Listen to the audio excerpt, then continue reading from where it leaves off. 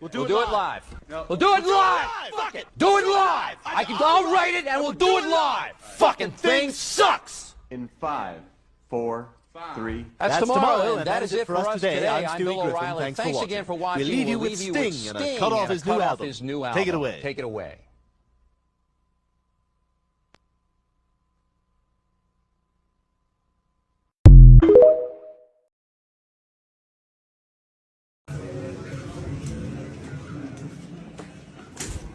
I am back again, y'all. Me, and I got a guest. I have a guest. I blame Oprah. Oprah Winfrey was an institution in Black households. My grandmother used to watch her show every day at 4 p.m. If she wasn't home, she taped it on a VHS tape. Oprah was the best interviewer in the business and was known for asking the difficult questions that everybody wanted to know. She had the utmost credibility until Oprah introduced us to Iyanla Vanzant, Dr. Oz, Dr. Phil, Love and Marriage Huntsville. So many harmful personalities are descendants of Oprah Winfrey.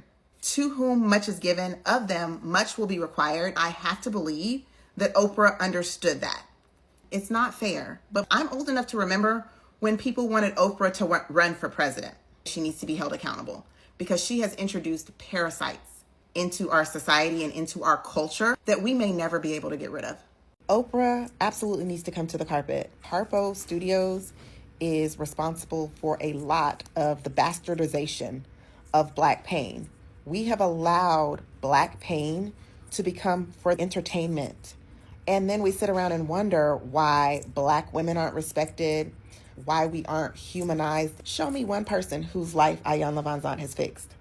Of all of those people who have poured their hearts out, all the generational trauma, family secrets, the despair, they come on seeking healing and the promise of someone fixing their lives. And I haven't seen not one life actually fixed. The only good thing that has come out of Harpo Studios was Queen Sugar. I give Ava DuVernay the credit for that.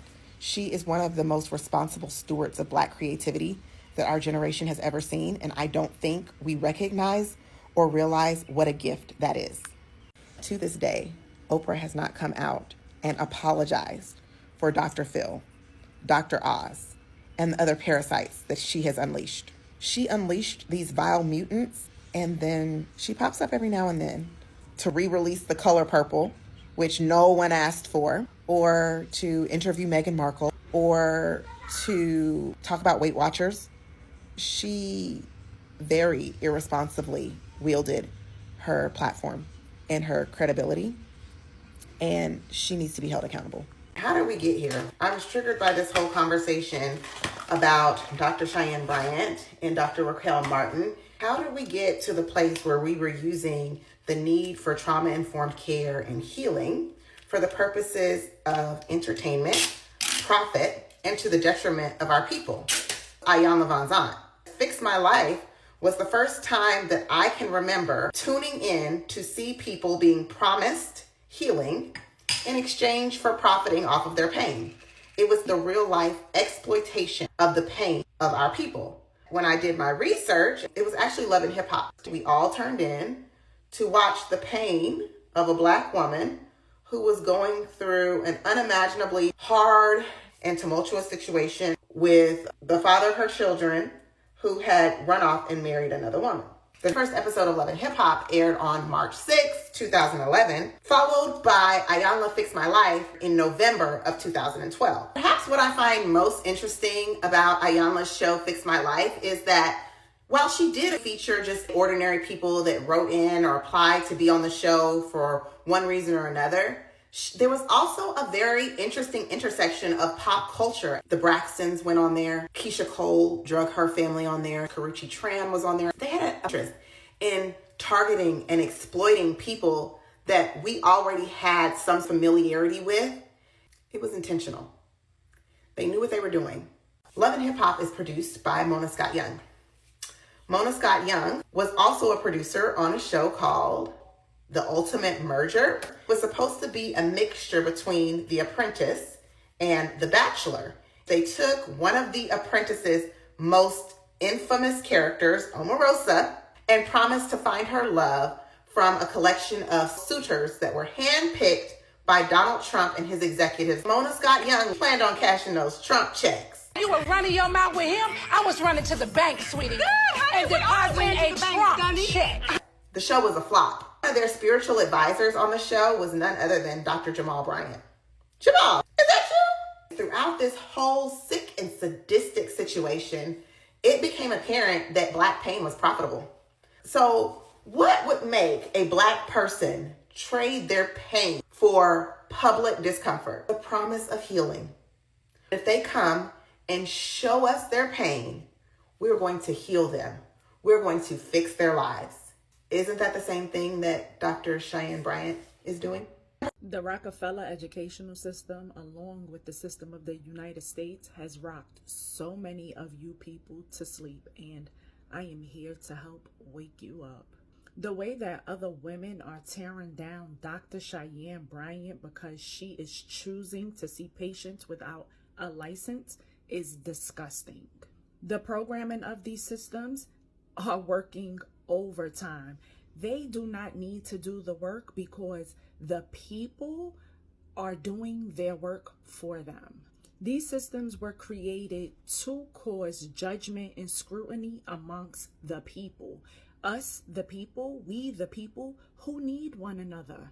Where did the information come from for these supposed titles and degrees? Where did the original information come from? Let's think about this for a second. The people who created these books, their knowledge that they had to create these books, did it come from someone else who had a degree or a title from a university or a college? Or did it come from someone's innate gifts and their passion to learn more about this stuff? So they went out and they researched it, and then they recorded what they researched, and their recordings turned into your textbooks. Something to think about. The system of higher education is nothing but another form of the caste system, case system, however you pronounce that shit. Those who hold degrees of higher education and licensure really believe that they are better than the people who chose to not go through that rigorous programming of focusing on one specific subject so that you can become a theorized expert of a specific subject. And I'm speaking on this while holding a degree as well as many certifications. It's crazy how people forget that the higher education system or the general education system was created to keep people down for real.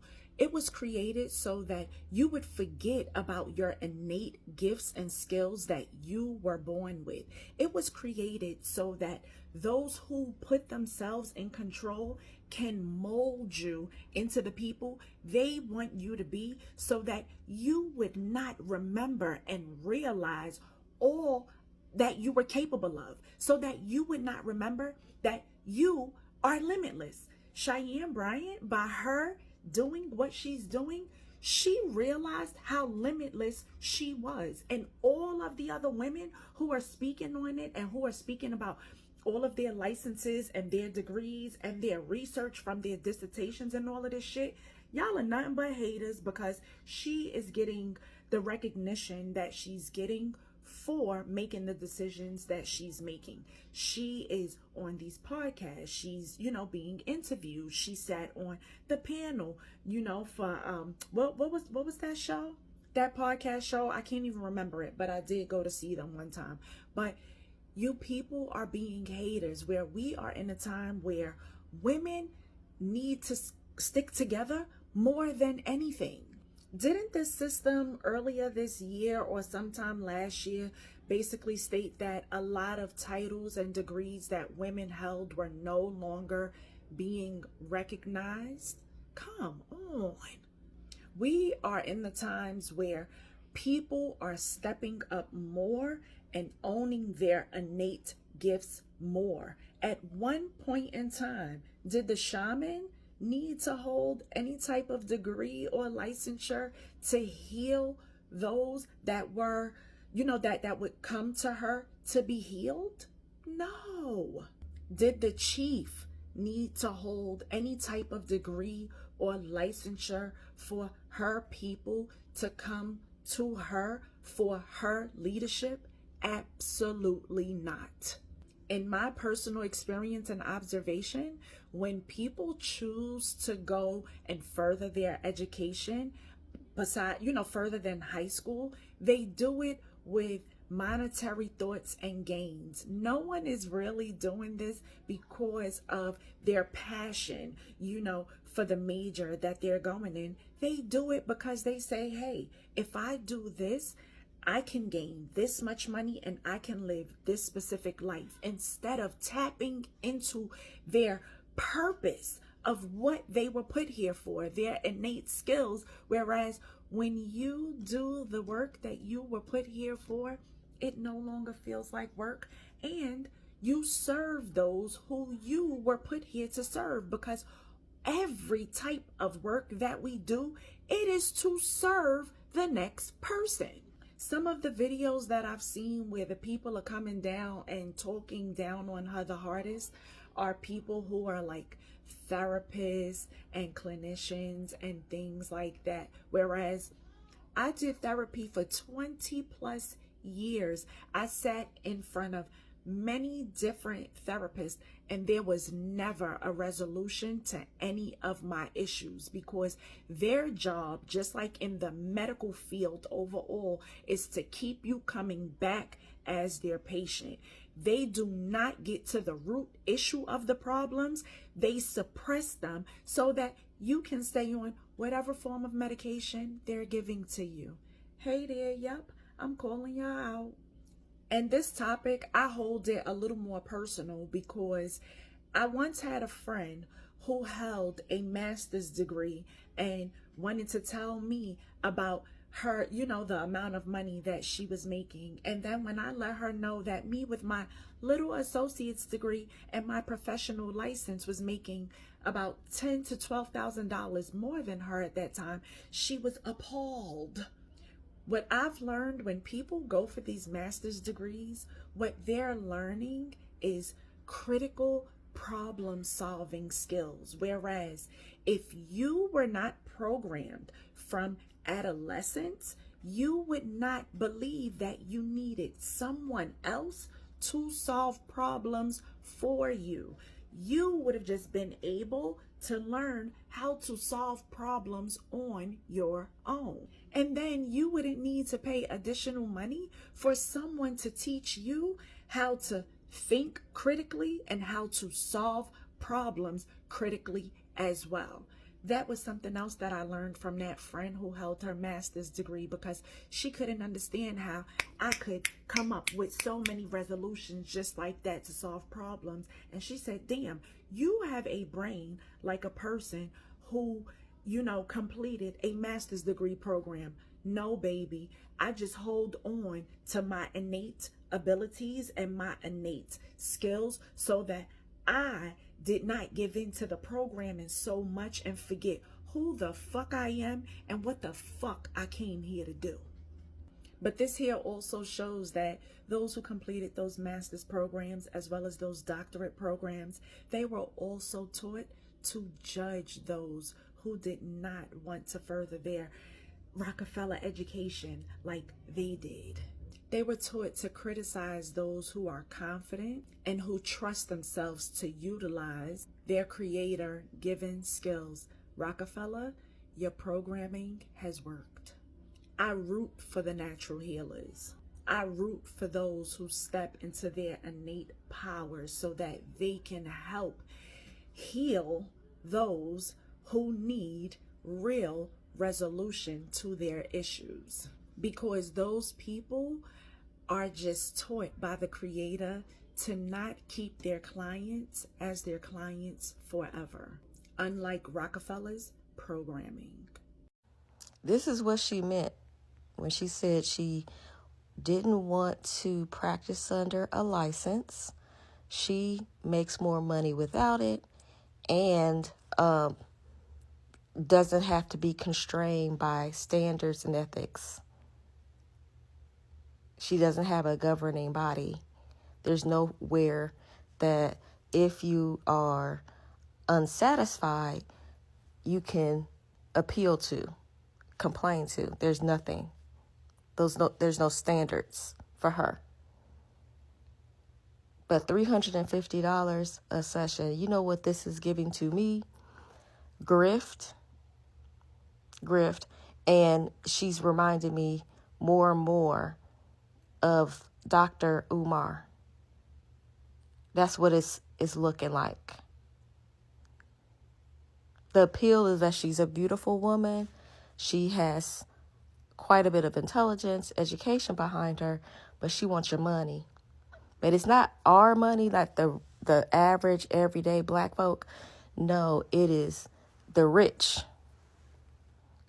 Remember, her two most famous clients that I remember her saying, Nick Cannon and Ray J.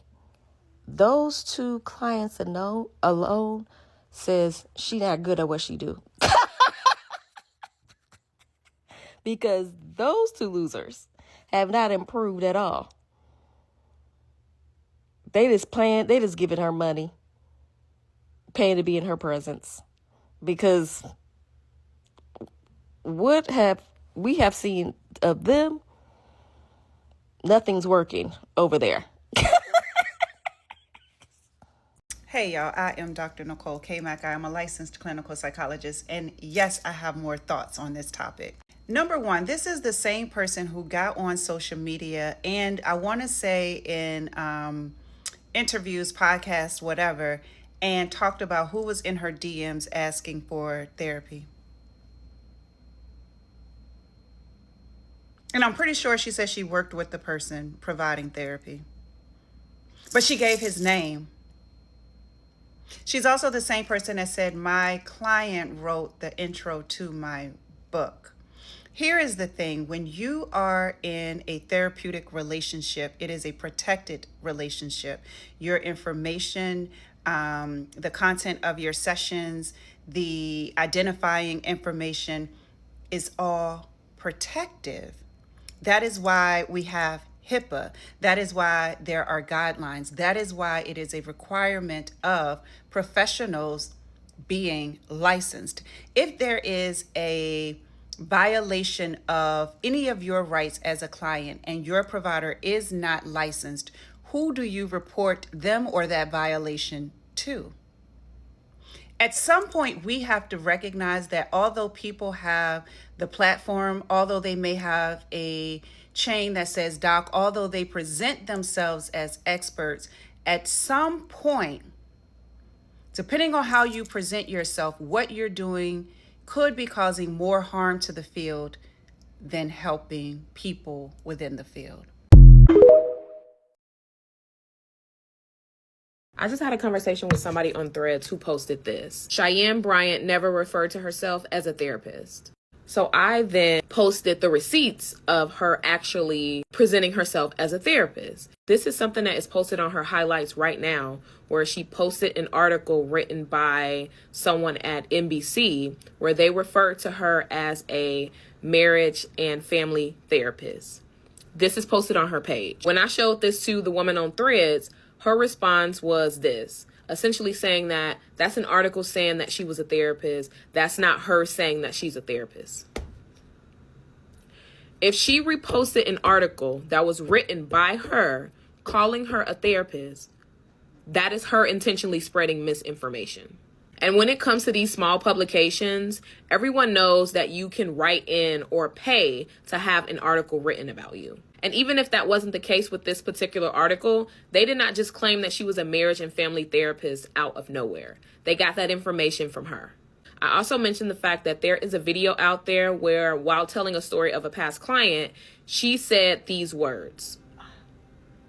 It's so bad. It was like my first year of being a therapist. The girl was still going back and forth with me, debating on whether a license is needed to practice in the mental health field. Just don't understand why so many people think that this is okay. If there was a person pretending to be a medical doctor, doing surgeries, seeing patients, treating patients, but did not have a license or the degree required to be a medical doctor, I feel like people will understand a little bit more. There is no way that anyone would allow a surgeon to perform surgery on them or anybody they love if the surgeon said that they're not licensed and licensing is not important. And let's just call a thing a thing. The only reason why y'all are defending her, the only reason why y'all are arguing back and forth online with actual professional therapists, with people who have earned not only the degrees, but the license to practice therapy, is because of how she look. The way that people are arguing and defending this woman is the same how people argue and defend the president of the United States, even though it's been proven that he is not qualified to do the job that he's doing. I get that y'all like her. I get that she is pretty. I get that the body is tea. But we have to be so fucking for real. Nobody should be misrepresenting themselves as a therapist. Nobody should be calling themselves a doctor in a professional setting if their doctorate is an honorary degree. Nobody should be seeing clients or having sessions if they are not licensed or have the education to do so. I don't even know why this is up for debate. Y'all tripping. Hey y'all, we're going to do another YAP session. Now I know I don't typically do YAP sessions very often, but there is so much going on that I just feel like I need to talk about. Now, two things, because we're going to make this in one video. I ain't supposed to be doing two, okay? Two things, and they connected somewhat. The first thing is, have y'all seen the high school student that went around and was asking kids to read a piece of paper that had a sentence on there or something like that that had the word silhouette, extraordinary, and gouache on there, okay? And so from the ones that I saw, none of the kids, not a one, knew how to pronounce these words and did not know what they meant. The funny thing about this is I used to be in this group, a step group.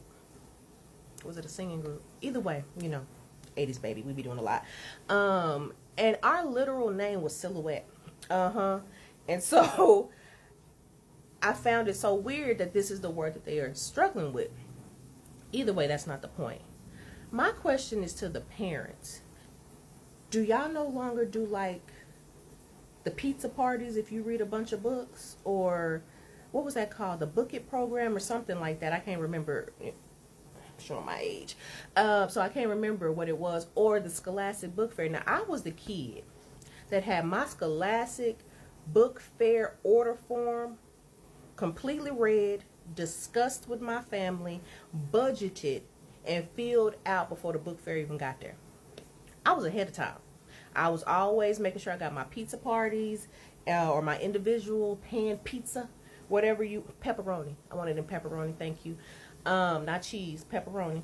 Unless we was getting like a group pizza party, and then we was getting that from Little Caesars a lot, and I like their cheese pizza. But that's not the point.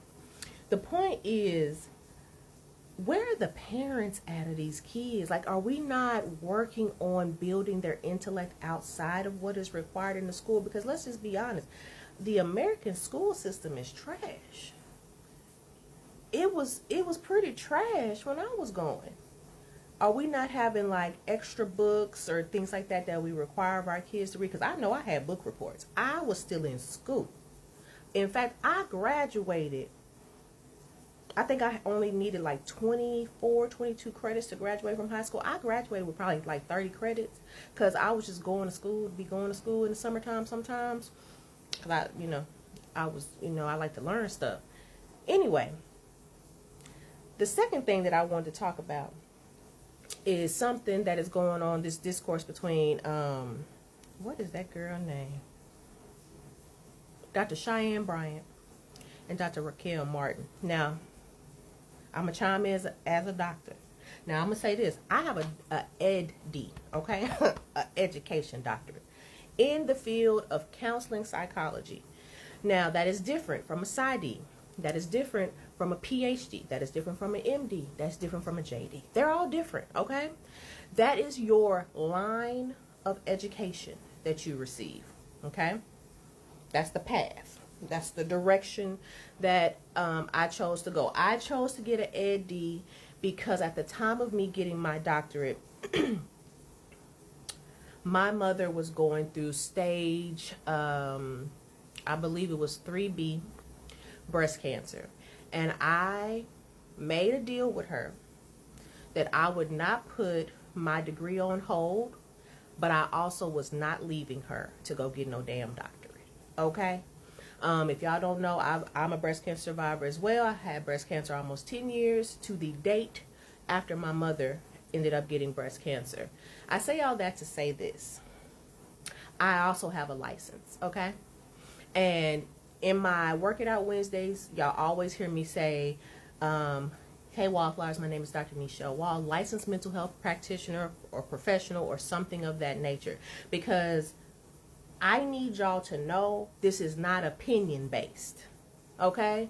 Because sometimes my opinions be real different than what them ethics be, okay?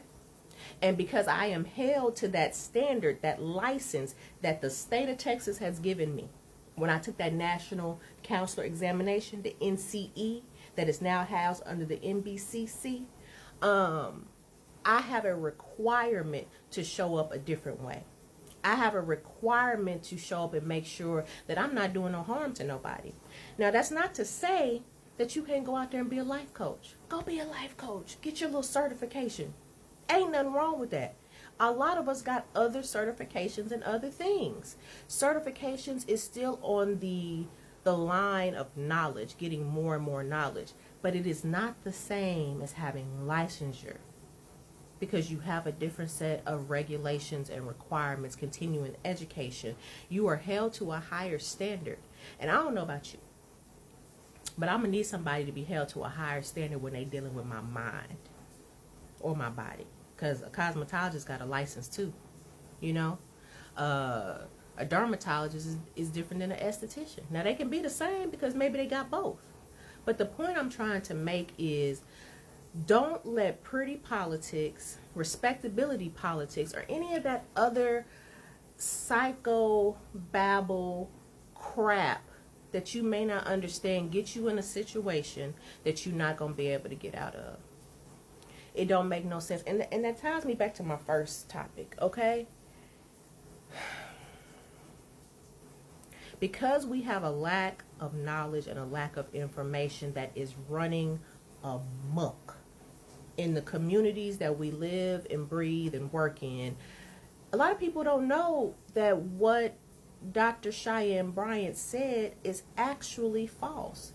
You don't get a license just to be able to, what did she say with her words? Because I don't want to mess up her words. Just to be able to use insurance. In fact, most people that I know get away from insurance.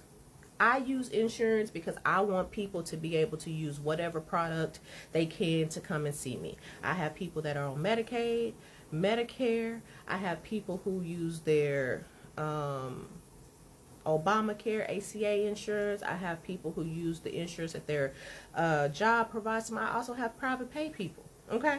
And private pay people. Thank you. I appreciate you.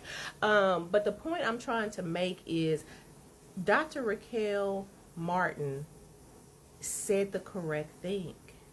There is a difference in having a doctorate in something and having a licensure in something, and y'all not having the knowledge to understand that is going to get y'all in a world of trouble. Just some of the things Dr. Bryant has said about how she shared information with us about a client that she's had, you know, how she's shared, you know, her habits with certain individuals that she has counseled, you know. And in the reality, she didn't counsel, she coached them, because there's a difference, and she needs to really go back and correct what she recently said, because it goes back to what I said on a different YAP session about the girl who let her license go. The harm that you are causing and the lack of responsibility that you are taking is going to wreak havoc on somebody who does not have the discernment to be able to tell the difference between what you are saying and if it is really true or not. Now, I done said all I'm going to say, because I feel like I done said too much. But at the end of the day, I need y'all to really study and understand what people are saying. Don't just take it at face value, because honestly, sometimes people just be talking out the side of their damn neck. Okay? Everybody that look good and put together is not always following things from a place of integrity. That's been the key word this week, integrity. And what we are finding out is that a lot of people that we trust just ain't got that. Y'all have a good day. I'll see y'all later. I might post something else later. I'm gonna go get in this shower. Because there's too much going on. I'll see y'all later. Bye.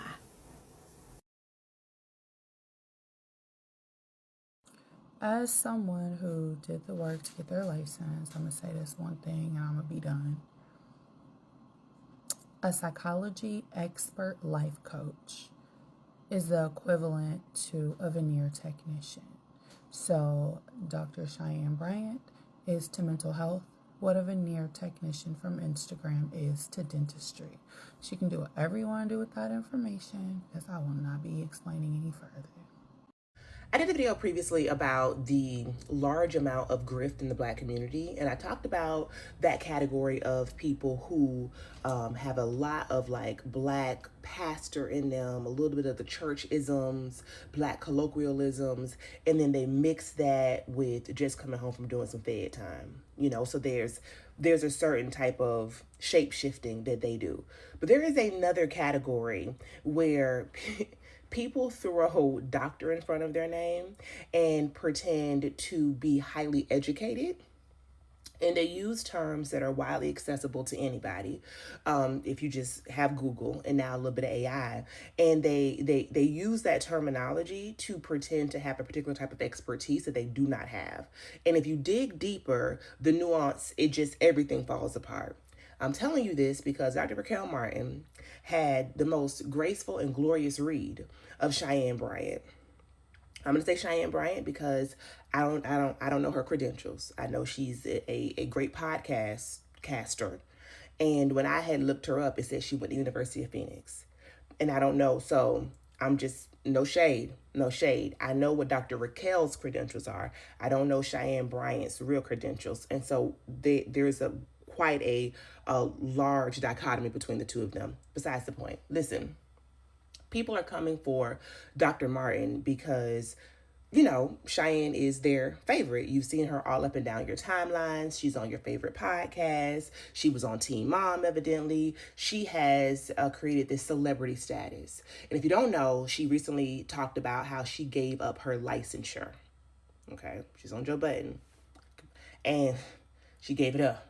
And she said because it was easier to see people without the credentials and the insurance requirements.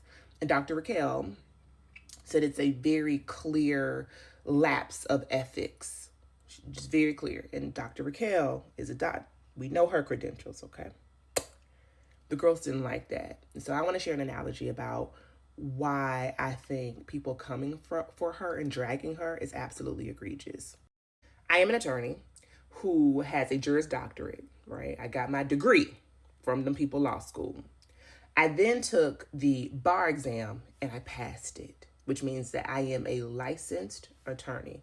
My license is currently inactive because I don't represent clients in court. But you can have a JD, a Juris Doctorate, and not have a comma ESQ behind your name because you have not taken the bar exam, which some white people say allows for you to represent someone in a court of law. What Cheyyanne is saying, effectively, if her PhD, let's give her that, is from a credentialed institution, what she is saying is, here's an analogy, I, Tashira, could represent you in court because I have a JD, even though I ain't got no comma ESQ behind my name. So you come to me, you like, girl, the Fed's been watching. Motherfucker, they done got me on a RICO charge, bitch. It's giving a real life YSL. I need you to represent me in court. Shit done got real. I said, you know what? I'll be right there. Knowing I don't have a license to represent you in a court of law. Now, I can Google, I can figure out some discovery, I can figure out rules of evidence, I can figure out, but realistically, I'm using the knowledge that I could have got from motherfucking Perry Mason, from Matlock. You know, dating myself. That's what I'm actually using to represent you. And I'm also showing up every day. I'm suited and booted. Makeup is done. Bitch, hair is laid. Every time I'm holding press conferences. I'm on podcasts. I'm doing all the things. I am celebritizing the courtroom. But realistically, I ain't got not a nary And then when somebody says, well, wait a minute, Cheyyanne, why haven't you made your actual appearance in court, right? Term of art. Why have you not actually gone before the court? And then I'm going to say, well, that's them white people. That's them white people. Hey, why you worried about the white man? I'm here to support the black community. I'm here to support black people. It's an unjust criminal justice system, cradle to prison pipeline. I start to use buzzwords that are known to position myself as being pro-black. But whole time I know I don't have a fucking license to represent you in a court of law. I have a JD. I don't know that lady. I don't know her. But anytime somebody says to you, I can make more money when I am not licensed, we should be very, very, very concerned. I no longer practice under a license. Right now I'm in private practice, I'm saying. And that's what people don't understand, right? So just to educate some folks a little bit.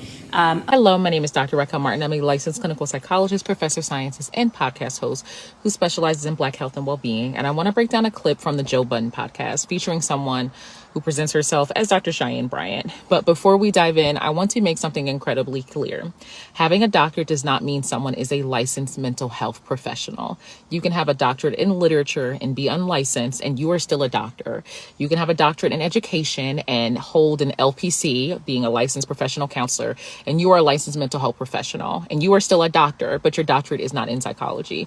When evaluating anyone's credentials, it's really critical to look at two things: what their doctorate is actually in, and whether they hold a relevant clinical license. In this case, the person you're about to hear from is unlicensed. I'm going to break down why that matters and why this particular message is harmful, especially to the Black community that she claims to be serving and that I actually serve. A license is really only needed so you can bill insurance. That is incredibly misleading. Yes, you do need a license to bill insurance, but that is not why licensure exists. Licensure protects you. It means I have completed specific education and supervised clinical hours, passed rigorous exams, and I'm accountable to a regulatory board. If I breach confidentiality, if I cross ethical boundaries or harm you, you have somewhere to file a complaint and be sure that I'm held accountable. A license is not paperwork just for billing. It's a consumer protection. When someone drops or loses or no longer has a license, they're not solely avoiding the insurance hassle. They're also removing your recourse if something goes terribly wrong. Not binded by BBS, the Behavior Board Science rules and regulations and ethics. And so it just opened up a whole nother, floor in industry for me. And she's also saying this like it's a good thing. I want to state something really important. Ethics codes exist to protect you from exploitation and boundary violation and providers practicing outside of their competence. When someone celebrates being free from ethical oversight, I want you to think of that as a red flag, a flashing one. It's a warning sign because those rules exist because real harm happens when they're not in place. So celebrating that you don't have to be accountable to that should be concerning to you. As a therapist, two things: you can obviously make what you deserve because therapy is real. We're giving everything we have in there, and we're unpacking shit, and we're helping you process through things. So it's not us sitting there, well, if you're an effective therapist, saying, tell me more. You should be unpacking, and you should be able to take somebody and drive with them to their goal. And here's another thing. She keeps calling herself a therapist, and in most states, that's actually illegal without a license. You cannot legally use the title therapist or provide psychotherapy without licensure. What she's describing now is coaching, and coaching and therapy are fundamentally different. Coaches help with goals and accountability.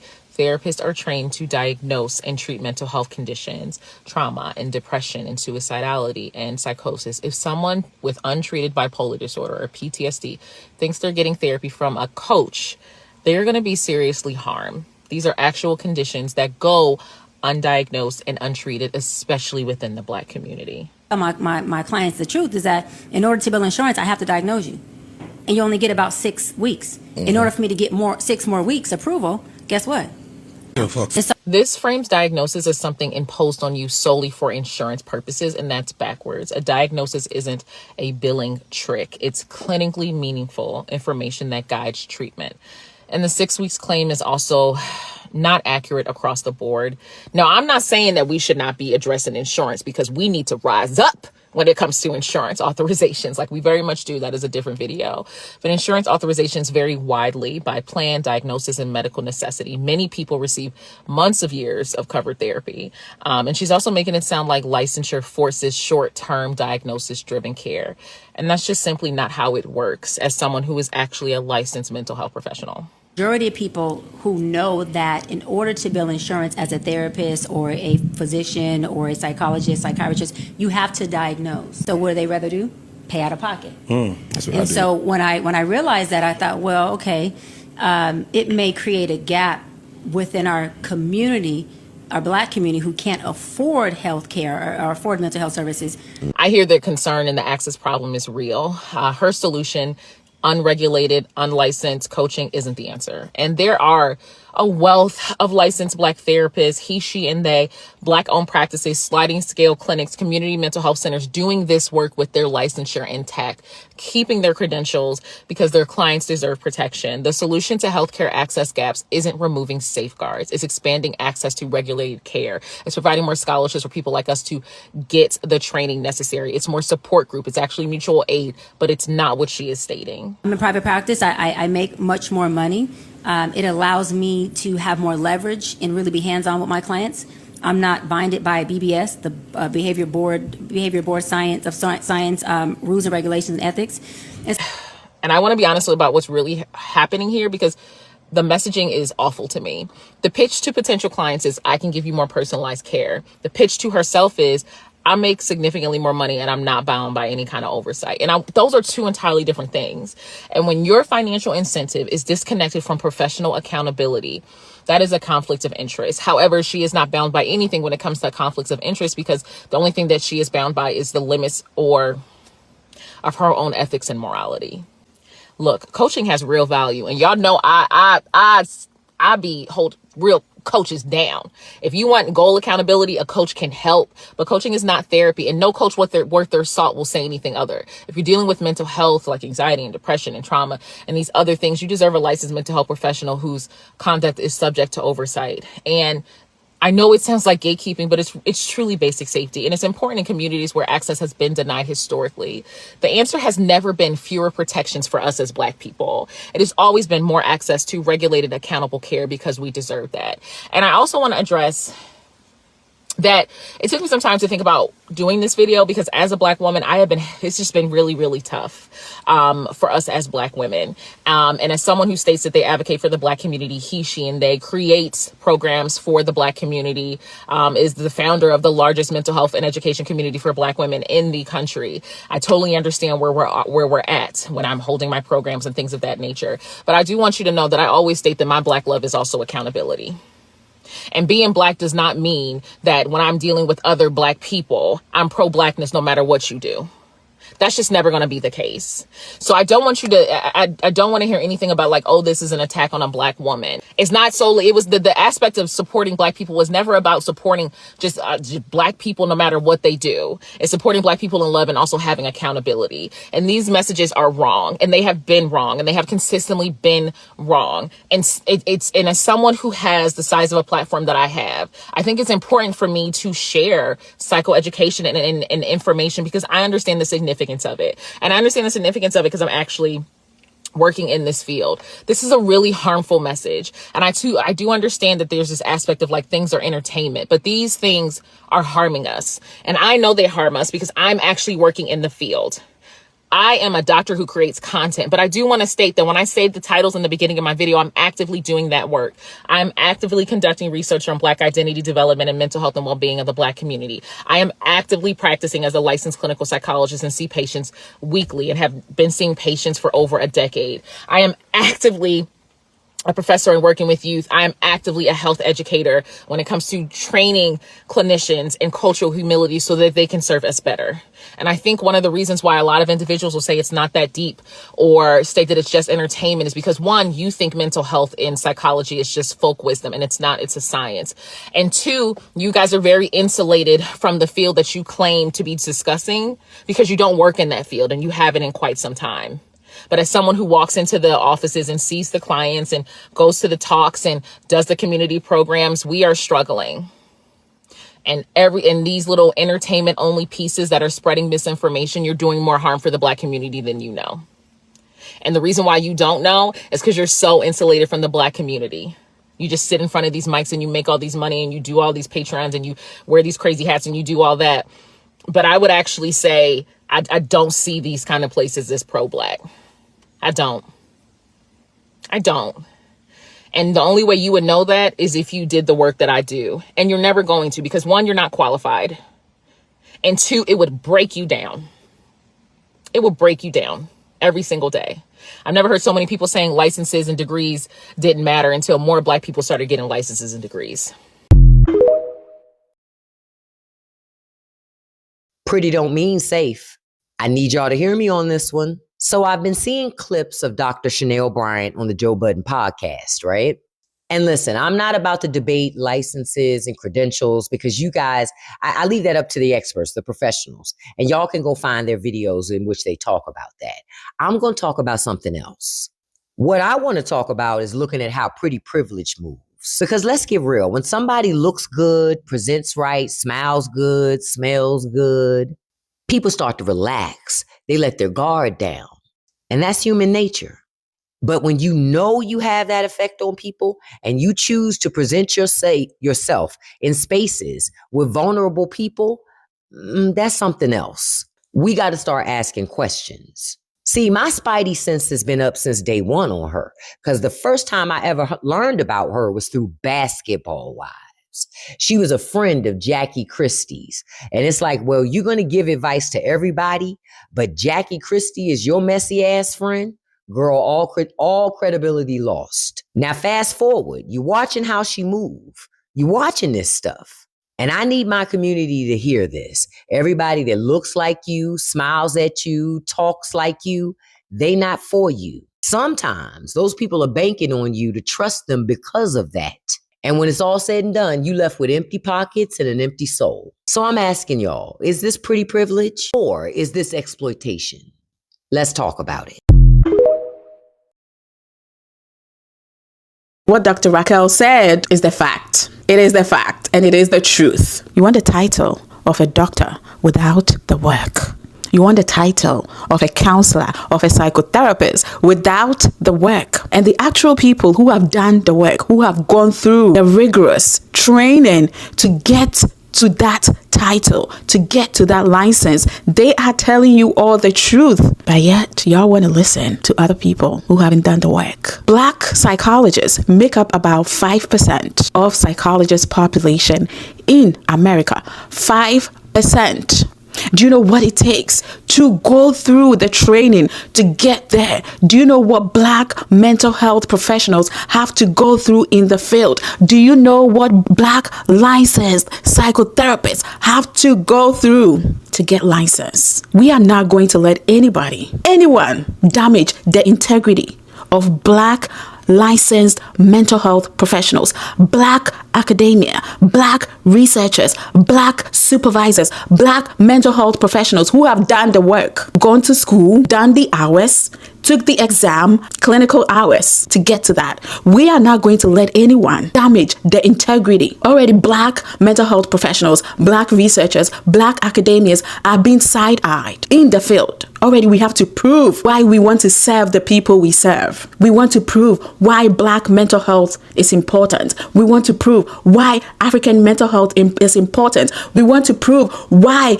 immigrants' mental health is important. So we are not just going to sit back and watch you all damage the integrity, damage the work that we have done. We are not going to sit down and watch you all bully Dr. Martin. We know what we are saying. If that lady has the education and the license, she will show us. Even if she decided to voluntarily relinquish her license, she will still have a license number that will show that she voluntarily relinquished it, or she allowed her license to lapse. She didn't renew it. That is public information from the California Board of Psychologists. She can just show us and tell us, and then all of us will be put to shame. All of us will be put to shame. And we know what we know, okay? We know what we know. Have you all seen that video with Dr. Cheyyanne Bryant where she's saying that she's no longer going to use her license to provide therapy and how the system is designed to create barriers? We'll take a look. Practice under a license. Right now I'm in private practice. Saying it. And that's what people don't understand, right? So just to educate some folks a little bit, I love presents herself as Dr. Cheyyanne Bryant. But before we dive in, I want to make something incredibly clear. Having a doctorate does not mean someone is a licensed mental health professional. You can have a doctorate in literature and be unlicensed, and you are still a doctor. You can have a doctorate in education and hold an LPC, being a licensed professional counselor, and you are a licensed mental health professional, and you are still a doctor, but your doctorate is not in psychology. When evaluating anyone's credentials, it's really critical to look at two things: what their doctorate is actually in, and whether they hold a relevant clinical license. In this case, the person you're about to hear from is unlicensed. I'm going to break down why that matters and why this particular message is harmful, especially to the Black community that she claims to be serving and that I actually serve. Now, here's another licensed professional coming against what she said. Now, she's defending the system and defending regulation and defending structure. So let me step in and not tear anyone down. I just want to offer a different perspective that most people aren't even thinking about, because the truth is both of them are actually right in certain parts, but they are both actually very wrong at the root of the core issues. And so when we talk about protection, that doesn't mean safe. And so I want to deal with this idea that licensure equals protection. I understand the intention. I really, really do. But history, I mean, real history, not curated, not sanitized, watered down history they fed us in schools is not really telling the same story. It tells a very different story. And licensed professionals have harmed Black people for generations, for centuries. And that's not an opinion, that's record. And let's talk about those receipts, because you know I always come with those receipts. Black men in the 1960s and the 1970s were disproportionately diagnosed with schizophrenia, not because of clinical truth, but because they were labeled as aggression and paranoia. Now, if you've ever read the book The Protest Psychosis by Dr. Jonathan Metzl, the diagnosis itself was actually weaponized against Black men. Then you had this term called drapetomania. Yes, that was a real medical diagnosis in 1851 by Dr. Samuel Cartwright. Do y'all know what that diagnosis was for? Well, it was considered a disease of enslaved Africans who were wanting to run away to freedom, escape their oppressors. A licensed physician called the desire for liberty a mental illness. Let's talk about the Tuskegee syphilis study in 1932 through 1972. 40 years. Licensed doctors, licensed researchers watched Black men suffer and die while withholding penicillin. 40 years, people. 40. Then we have Henrietta Lacks. Her cells were taken without consent by licensed medical professionals at Johns Hopkins. Her family didn't even know until decades later. What about that forced sterilization of Black, Native, and Puerto Rican women performed by licensed OB-GYNs, blessed by licensed psychiatrists, by those who deemed these women as unfit? North Carolina alone sterilized over 7,600 people through their eugenics board. What about Eugene Williams, Walter Freeman, the lobotomy industry? Ice picked through the eye sockets. performed thousands of times on stage with applause, licensed. These people were licensed. We celebrated these people. We awarded them. The American Psychological Association didn't apologize for its role in upholding racism, slavery, and segregation until October 2021. 2021. Read that again. So let's not act like the system has been a safe haven for us.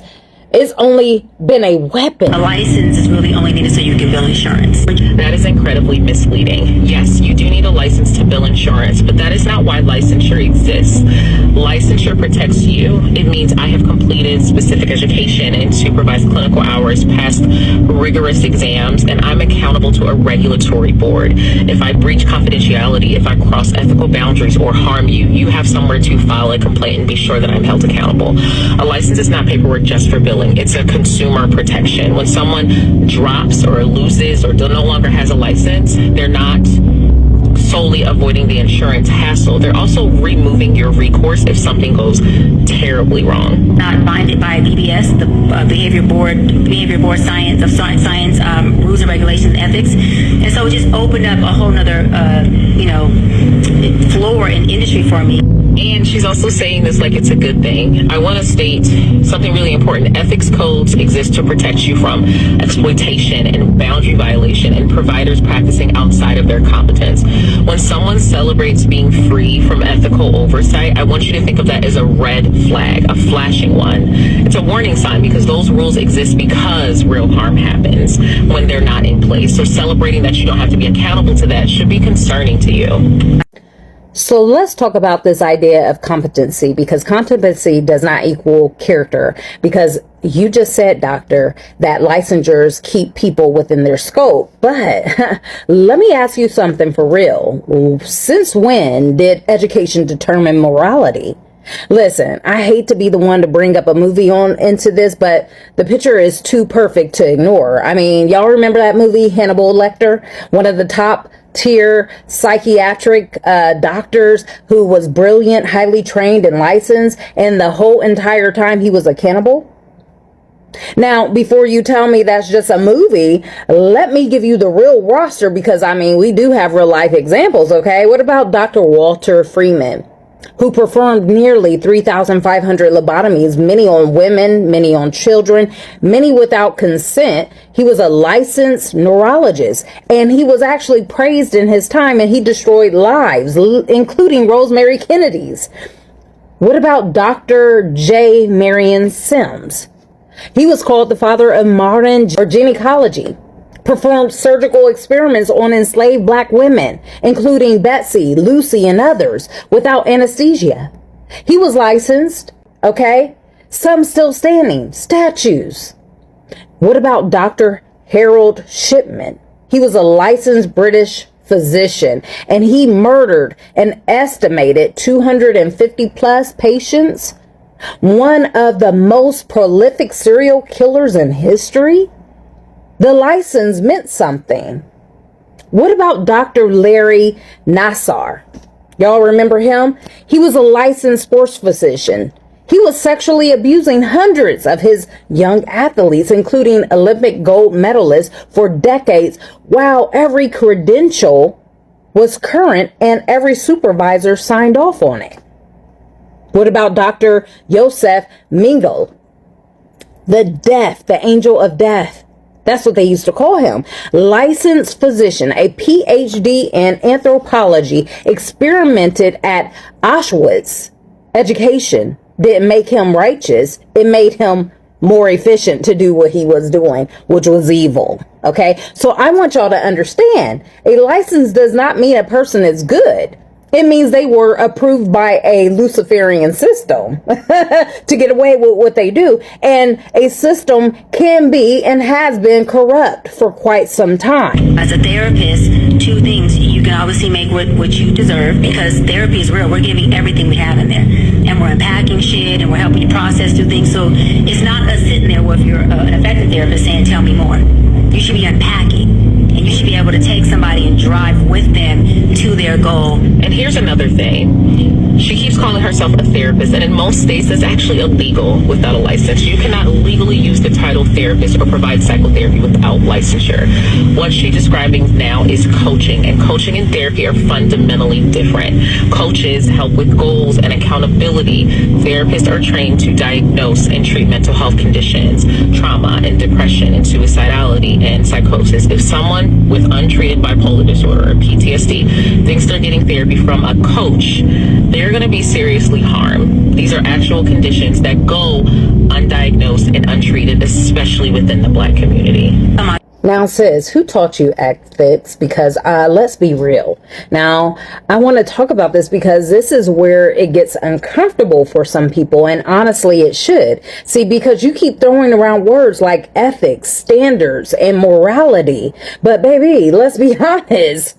You learned your ethics from a Luciferian system, a system that doesn't even believe in the creator who made heaven and earth. Shall we be honest? And I don't even have to dig up deep proof to prove it. The very moment a system normalizes what you keep repeating, which is pronouns he, she, they, them as identity truth, pronouns assigned to by feeling instead of design, we already know that there's a problem. You've already revealed that your foundation is not rooted in truth or the creator, because confusion of identity is not from Yahuwah. He is not the author of confusion.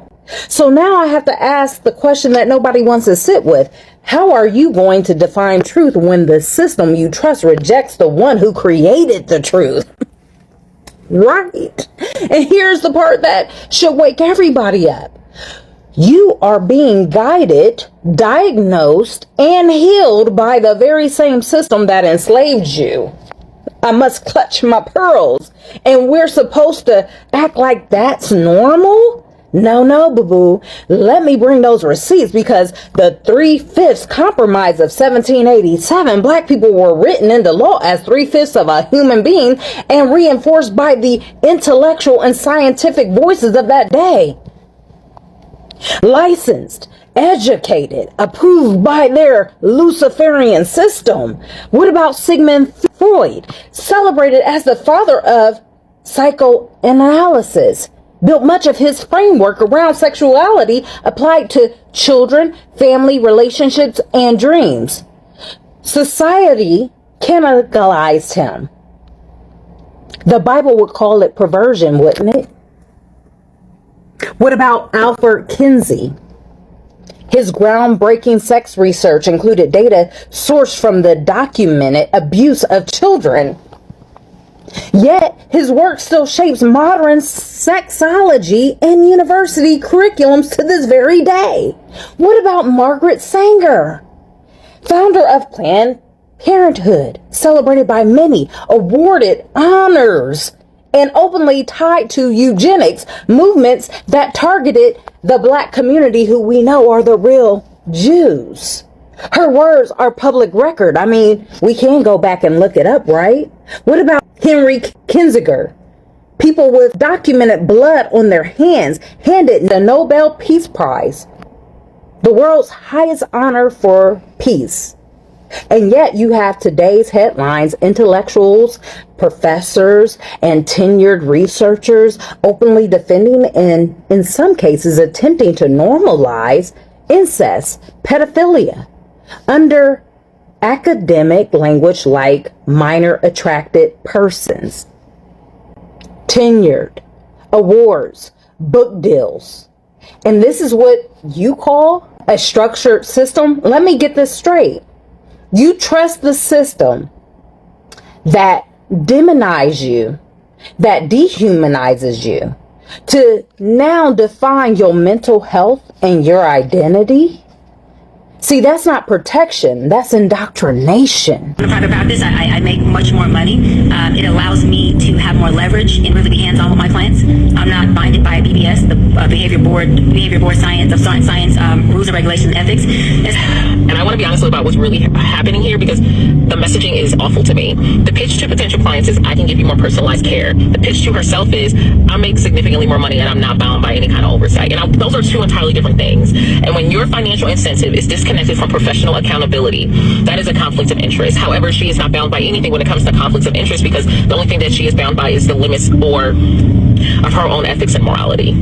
Look, coaching has real value, and y'all know I hold real coaches down. If you want goal accountability, a coach can help, but coaching is not therapy, and no coach worth their salt will say anything other. If you're dealing with mental health, like anxiety and depression and trauma and these other things, you deserve a licensed mental health professional whose conduct is subject to oversight. And I know it sounds like gatekeeping, but it's truly basic safety, and it's important in communities where access has been denied historically. The answer has never been fewer protections for us as Black people. It has always been more access to regulated, accountable care, because we deserve that. Now, sis, when you said that you make more money, you said everything. Now, to Miss Dr. Cheyyanne Bryant, I want to say this plainly, because I need you to understand, when you first make that statement that you get to make more money, you already revealed your heart. You already told on yourself, because in that one sentence, you announced that your whole purpose is not really to truly help people. It's to leverage how much money you can make off their pain. And see, that's exactly why the Bible separates shepherds from hirelings. In John chapter 10, verses 12 through 13, it says, "But he that is an hireling, not the shepherd, who owns the sheep, or not seeth the wolf coming, and leaveth the sheep and fleeth, because he is a hireling, and care not for the sheep." That looks like something, the fruit that you're demonstrating. See, the shepherd lays his life down. The hireling runs the moment. The assignment costs him something. And it's the same reason our churches are screwed up right now, because many claim to be carrying Yahuwah's word, but they're more concerned about lacing their pockets than setting the captives free. See, these are real lives, real names, and real receipts. What about Creflo Dollar? The 65 million private jet appeal. Asked his congregation to fund a Gulfstream G650 so he could preach the gospel. Meanwhile, families in his pews are choosing between rent and groceries. What about Pastor Jamal Bryant?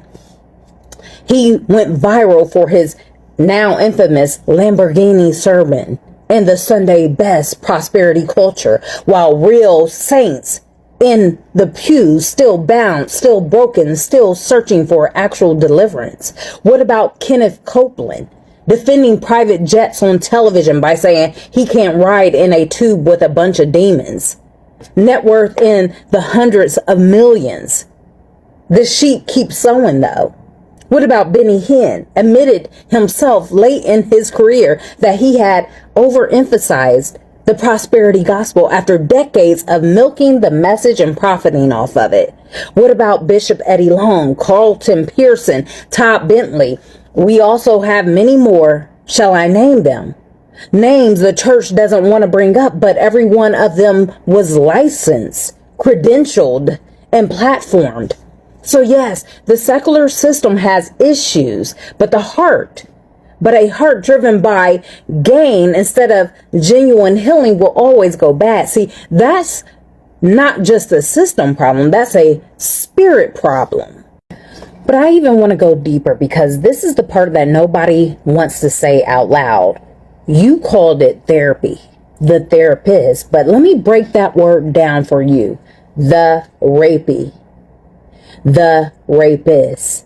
And listen, I'm not here to say this for shock value. I mean, words do mean something, right? I'm just saying it so that you can think on it just a little bit more, because look at the fruit of the system itself. I mean, it does tell you what happens. You go in, you unpack, you revisit trauma over and over again, you process, and then you return next week, and the week after, and the next after.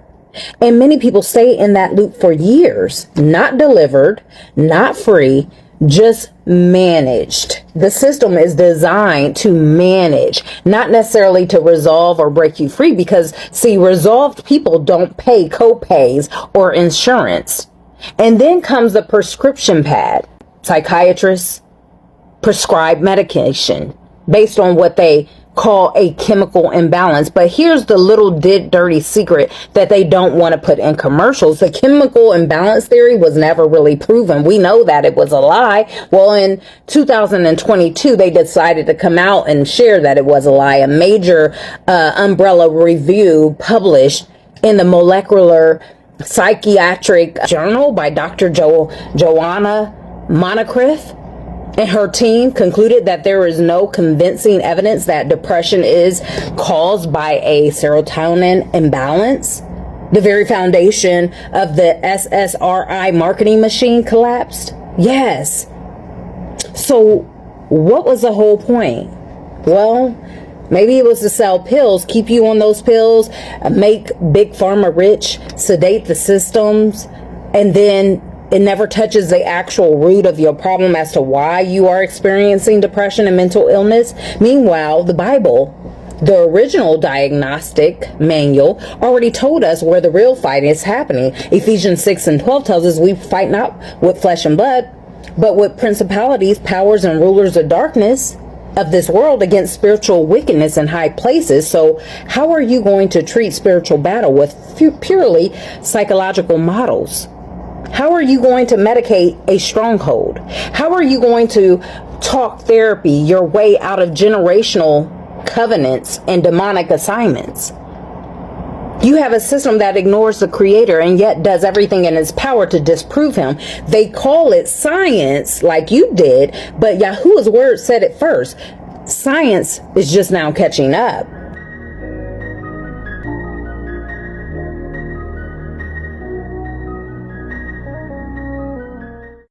Dr. Cheyyanne Bryant is under fire again. Now, I don't know why these people keep having this woman on their shows, man.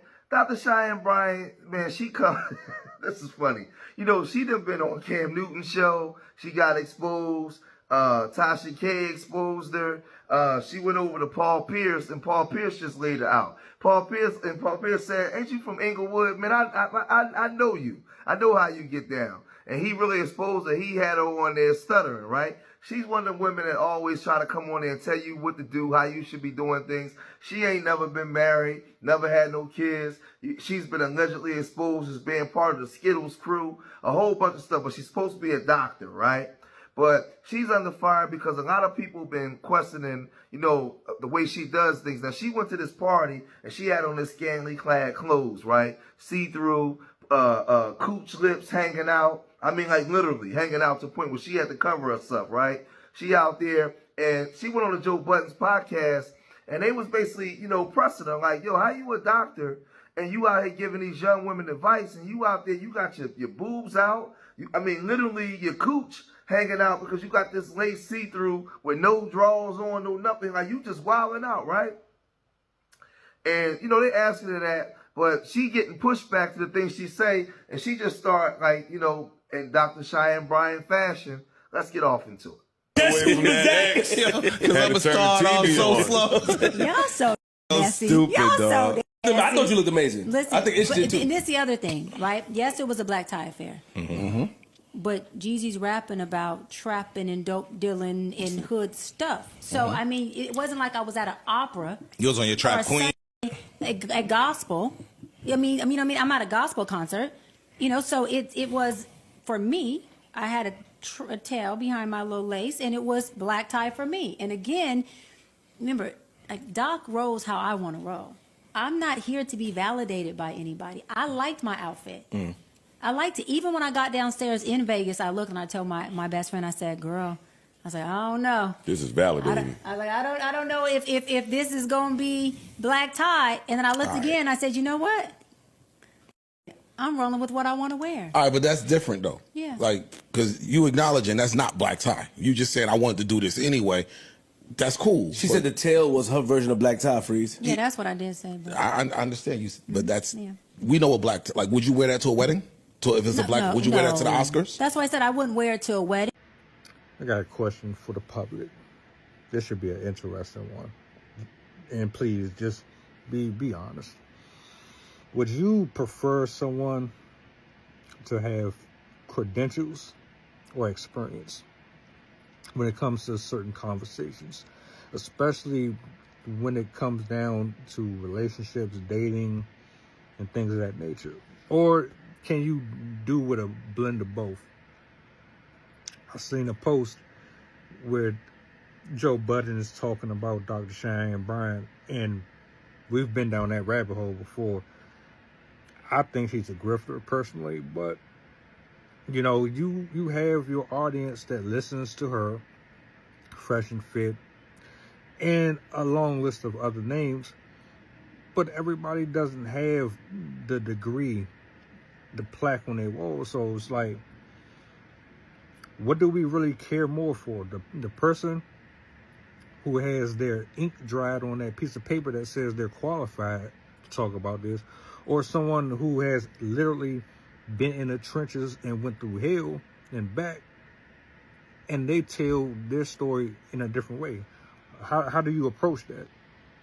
And I wasn't going to say much about Dr. Bryant and the bullshit that she was talking about not being licensed until I seen this post where she was saying, I don't need a license because I'm the most sought out psychology expert, life coach there is. And it really made me think about the way that people have used the business model of maximizing profit with the least amount of work in every single space, from the nonprofit industrial complex to just mental health work in general. And she's a prime example of people making decisions because they want to maximize their profits with the least amount of work and effort put into it, because you don't want to be licensed because you don't want to have to actually do the necessary work to be good at providing necessary mental health services. You don't want to do the continuing education credits. You don't want to have to deal with licensing boards. You don't want to be held accountable if you fuck up. Because if the conversation was about providing accessible services and things of that nature, your prices just wouldn't be that high. But also, I really do blame capitalism for a lot of this, because you are only saying this because you don't want to have to go through the process that a lot of people have to go through when it comes to making money in this field. And if I can just sell you some ChatGPT ass life coaching expert advice, and under the guise of mental health, I can get these multi-million-dollar and thousands of dollars sponsorships for mental health workshops and things of that nature from corporate America, and these schools flying you out, and these podcasts paying your booking engagement fees, because then you're not providing anything that they can't go get off YouTube. And these corporations know that, and they're like, well, we'd rather pay for that than pay for somebody to come in who will actually make these people care about their mental health and wellness, because that might actually make them realize we're actually overworking them just a little bit. And then you're also playing and preying on people's vulnerabilities of the fact that they don't trust licensed clinicians. And you're also creating a dangerous narrative about what it means to be licensed. And that in itself is harmful for people's mental health. And I think that a lot of times these people be using the fact that they just want to make money to cause harm under the guise that they're just doing great work. And, you know, the insurance, because originally wasn't she talking about how it was insurance and that being such a scam and all these, like, she wrapped it up in this bow of like she was doing it for the greater good and all of that. Like, you are harmful and you are causing harm, and you don't want to be held accountable for the things that you advise people to do because you don't have a board holding you accountable to those things. And that in itself is dangerous as hell. And I'm sick of it. I'm sick of it. Hey, don't steal my content and talk about I tagged you like you're doing me a favor. I just saw a woman who made a video talking about Dr. Cheyyanne Bryant, who has been pretending allegedly to be a doctor, but is now trying to say she's not practicing under a doctorate anymore because she doesn't like insurance. A real clinical psychologist therapist made a video explaining what was going on. And then another content creator without a GED, allegedly, stole her entire video and put it up and is doing numbers. And then the real therapist is in the comments and says, this is actually my video. And she puts underneath the therapist, I tagged you. So she's in the Creator Rewards program, getting money off a stolen video. And she gonna say, when the lady busted her doing it, she gonna say, well, I tagged you. If you tag me when people have already watched the entire video, I'm not gonna get paid. You're gonna get paid. She just straight ripped her off. Please don't do that to me.